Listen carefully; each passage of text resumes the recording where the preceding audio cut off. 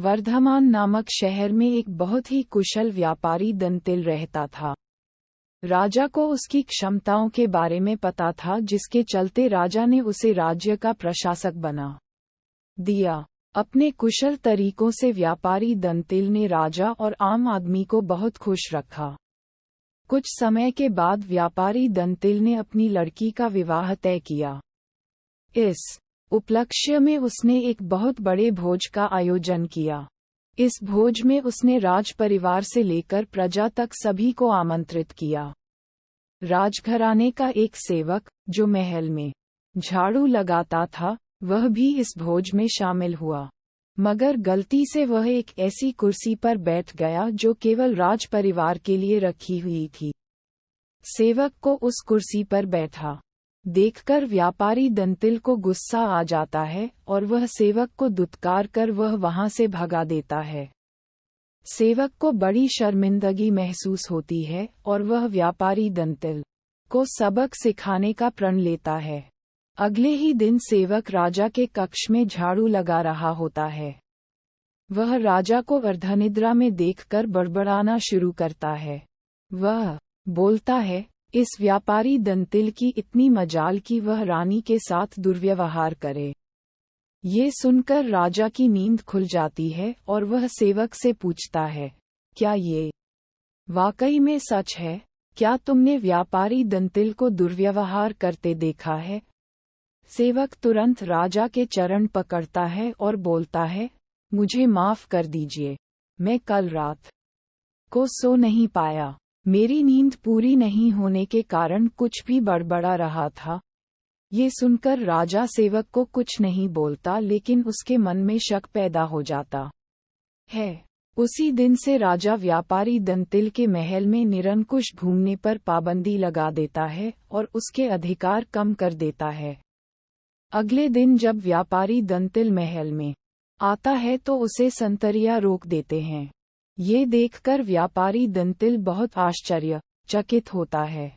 तभी वहीं पर खड़ा हुआ सेवक मजे लेते हुए बोलता है, अरे संतरियों, जानते नहीं ये कौन है? ये बहुत प्रभावशाली व्यक्ति हैं जो तुम्हें बाहर भी फिंकवा सकते हैं, ठीक वैसे ही जैसा इन्होंने मेरे साथ अपने भोज में किया था। तनिक सावधान रहना। ये सुनते ही व्यापारी दंतिल को सारा माजरा समझ में आ जाता है। वह सेवक से माफी मांगता है और सेवक को अपने घर खाने पर बुलाता है। व्यापारी दंतिल सेवक की खूब आवभगत करता है। फिर वह बड़ी विनम्रता से भोज वाले दिन किए गए अपमान के लिए क्षमा मांगता है और बोलता है कि उसने जो भी किया गलत किया। सेवक बहुत खुश होता है और व्यापारी दंतिल से बोलता है, आप चिंता ना करें, मैं राजा से आपका खोया हुआ सम्मान आपको जरूर वापस दिलाऊंगा।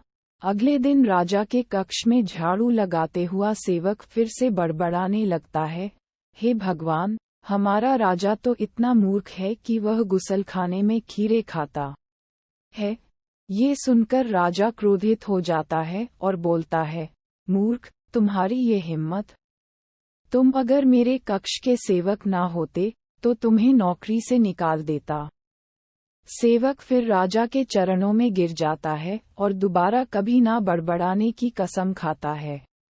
राजा भी सोचता है कि जब यह मेरे बारे में इतनी गलत बातें बोल सकता है, तो इसने व्यापारी दंतिल के बारे में भी गलत बोला होगा।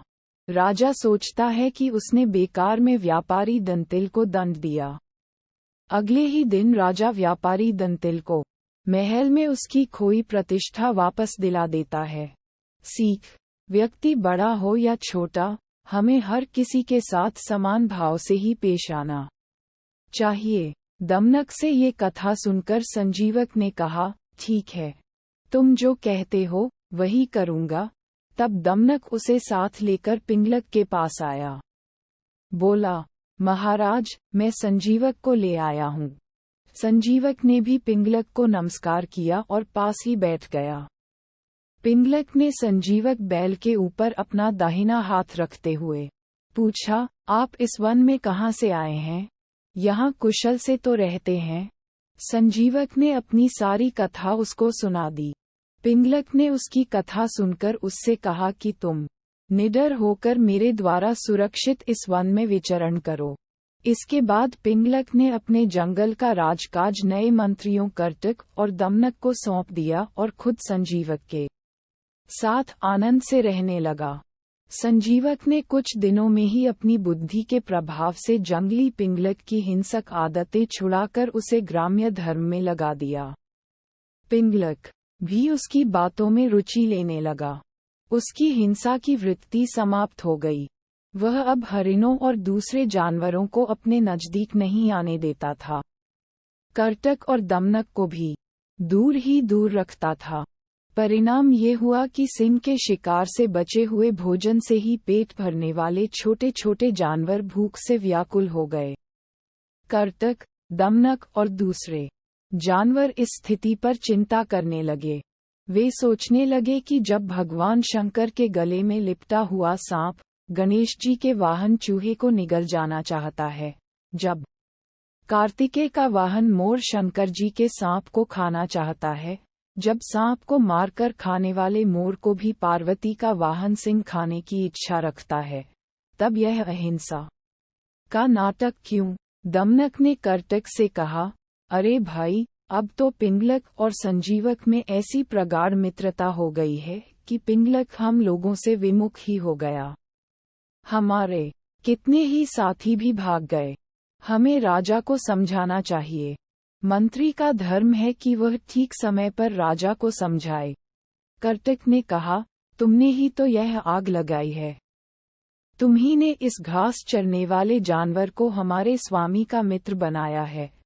दमनक बोला, ये सच है।